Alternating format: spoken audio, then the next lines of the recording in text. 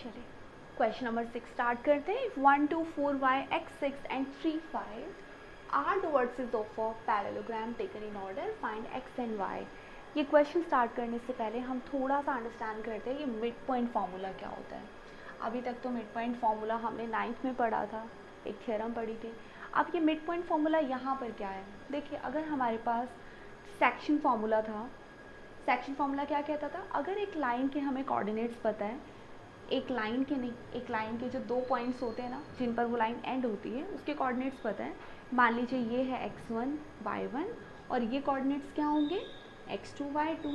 अगर हमें कोऑर्डिनेट्स पता थे और हमें सेक्शन बता दे, मान लीजिए यहाँ पर ये पॉइंट था और हमें ये पता है कि इसका रेशियो क्या है m1 और m2, तो हम इस सेक्शन फॉर्मूले से कैलकुलेट कर सकते हैं कि इस पॉइंट के कोऑर्डिनेट्स क्या है, जिससे आप x और y कह सकते हैं. अगर ये पॉइंट इंटरनली डिवाइड करता है, राइट, ये क्वेश्चन हमें, ये सेक्शन फॉर्मूला हमें ये बताता है कि इस पॉइंट के कोऑर्डिनेट्स क्या है. अब मान लीजिए हमारे पास ये पॉइंट यहाँ ना होकर एग्जैक्टली मिडिल में है. मिडिल में होने का मतलब क्या होगा, अगर ये पॉइंट मिड में आ जाता है कुछ इस तरह से, एग्जैक्टली यहाँ पर, मैंने इसे यहाँ से रब किया और let me make it here. ठीक है, अब ये पॉइंट अभी मिडिल में नहीं है ना, so make it in middle somewhere around. ठीक है, अब ये पॉइंट बिल्कुल मिडिल में मान लेते हैं कि मिडिल में है, तो ये जो सेक्शंस होंगे इनके रेशियो क्या हो जाएंगे. अब ये रेशियो हो जाएंगे 1:1. तो इस केस में अगर हमें x और y कैलकुलेट करने हैं तो हमारी कैलकुलेशन देखिए कितनी आसान हो गई. कैसे, अगर हमें x कैलकुलेट करना है तो हमें 1 को ही x2 से मल्टीप्लाई करना है और m2 को हमें यानी 1 को ही मल्टीप्लाई करना होगा फिर से हमें x1 से. तो हो गई ना कैलकुलेशन ईजी. तो मिड पॉइंट फार्मूला कहता है कि अगर ये पॉइंट मिड पॉइंट है तो फिर आप इस पॉइंट के कोऑर्डिनेट्स निकालने के लिए डायरेक्ट एक फार्मूला यूज़ कर सकते हैं जिसमें हमारे जो रेशियो होंगे ना वो इक्वल होने से कैलकुलेशन बहुत छोटी हो जाएगी, which will be x1 + x2/2 और ऐसे ही y1 + y2/2. बस ये छोटी सी कैलकुलेशन है जो कि इसलिए ईजी हो गई क्योंकि अब ये पॉइंट हमारा मिड में आ चुका है और मिडिल में आने का मतलब है कि हमारे जो रेशियो है वो दोनों इक्वल हो गए और रेशियो इक्वल हो गई तो कैलकुलेशन भी हमारी बहुत छोटी हो गई है. आप इसको जल्दी से नोट कीजिए, फिर हम करते हैं इसी से लिंक जो हमारा एग्जाम्पल है. नेक्स्ट क्वेश्चन है वो स्टार्ट करते हैं. चलिए अब क्वेश्चन देखते हैं. अब ये कहते हैं कि ये जो एक पैरेललोग्राम के वर्टिसेस है, कुछ इस तरह की एक पैरेललोग्राम है और ये वर्टिसेस टेकन इन ऑर्डर, इसका मतलब हमने इन्हें सीरियल वाइज लिया है. यहाँ पर अगर हमारा पॉइंट 1 और 2 है तो नेक्स्ट पॉइंट 4y यहाँ पर है, फिर नेक्स्ट जो है x और 6 ये है और 3 5 ये है. ये हो गए हमारी पैरेललोग्राम के चारों वर्टिसेस और हमें x और y की वैल्यू फाइंड आउट करनी है. तो कैसे फाइंड आउट करेंगे.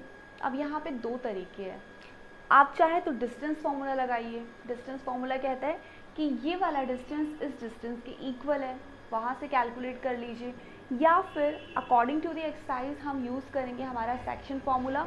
और क्योंकि यहाँ पर पैरेललोग्राम गिवन है, पैरेललोग्राम का मतलब ये हुआ कि इसके जो डायगोनल्स होंगे ना वो क्या करते हैं एक दूसरे को, एग्जैक्टली वो एक दूसरे को बाइसेक्ट करते हैं.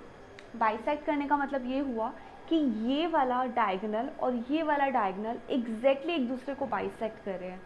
तो यानी कि ये जो पॉइंट है ना, अगर मैंने ये डायगोनल ऐसे बनाया, ये वाला डायगोनल, और ये जो पॉइंट है ये मिड पॉइंट है, तो यानी हमें अगर इसके कोऑर्डिनेट्स निकालने हैं तो मिड पॉइंट फार्मूला यूज़ करेंगे. एग्जैक्टली हम इस वाले पॉइंट के साथ भी करेंगे. ये वाला भी जो डायगोनल है ये भी बाइसेक्ट हुआ, इसका मतलब यहाँ भी हम मिड पॉइंट लगाएंगे और इस पॉइंट के कोऑर्डिनेट से हम बाकी की सारी कैलकुलेशन कर सकते हैं. चलिए स्टार्ट करते हैं. चलिए अब देखिए हम कैलकुलेट करने जा रहे हैं ओ के कोऑर्डिनेट्स. मैंने इस ओ का नाम यहाँ पर मेंशन कर दिया जहाँ पर एक दूसरे को इंटरसेक्ट कर रहे हैं. ए बी सी डी हमारी पैरेललोग्राम के वर्टिसेस हो गए. तो कैसे कैलकुलेट करेंगे. ओ के वर्टिसेस निकालने का मतलब ये हुआ कि हमारी ये वाली जो लाइन है ए सी, हमें इसका मिड पॉइंट कैलकुलेट करना है, ओ है ना, और इसके हमारे पास क्या क्या वर्टिसेस हैं 1 और 2 और सी के कोऑर्डिनेट्स क्या है x और 6. इसको ध्यान में रखते हुए अगर हम ओ के कोऑर्डिनेट्स निकालेंगे तो क्या आएंगे, मान लीजिए ओ के जो कोऑर्डिनेट्स हैं उसको निकालने के लिए हम नाम रख देते हैं उसका P एंड Q, राइट। हमने ओ के कोऑर्डिनेट्स का नाम रख दिए P Q और यहाँ से कैलकुलेशन करते हैं।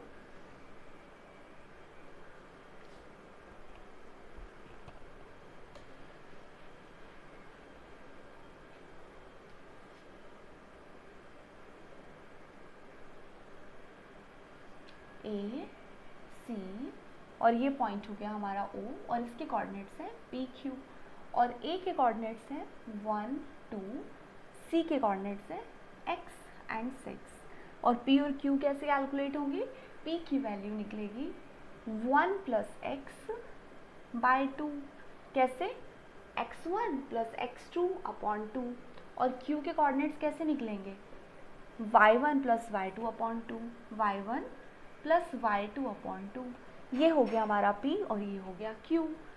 यही चीज़ अगर हम दूसरी तरफ हमारी लाइन को कन्वर्ट कर देते हैं अब BD में, अब हम BD से कैलकुलेशन करते हैं। BD से कैसे करें, अगर हमने ये वाली लाइन ली है BD तो ये भी तो वही सेम पॉइंट है ये वाला और इस पर ये पॉइंट आ गया O। कोऑर्डिनेट्स क्या है, वही कोऑर्डिनेट्स है PQ। B कितना है, B है हमारे पास 3 एंड 5, D यहाँ पर है, मैंने D के पॉइंट्स लिख दिए, D इज़ 3 5 और B के कोऑर्डिनेट्स है 4 एंड Y। अब इस केस में P और Q क्या होंगे, अब यहाँ से हमें P पता चलता है, P की वैल्यू है 4 प्लस 3 अपॉन 2 और Q की वैल्यू हो गई Y प्लस 5 अपॉन 2। ये हमारे पास P आ चुका है, Q आ चुका है। अब ये दोनों वैल्यूज़ इक्वेशन 1 और इक्वेशन 2 ये दोनों कंपेयर करेंगे, ये भी P की 2 वैल्यूज़ है और ये Q की 2 वैल्यूज़ है।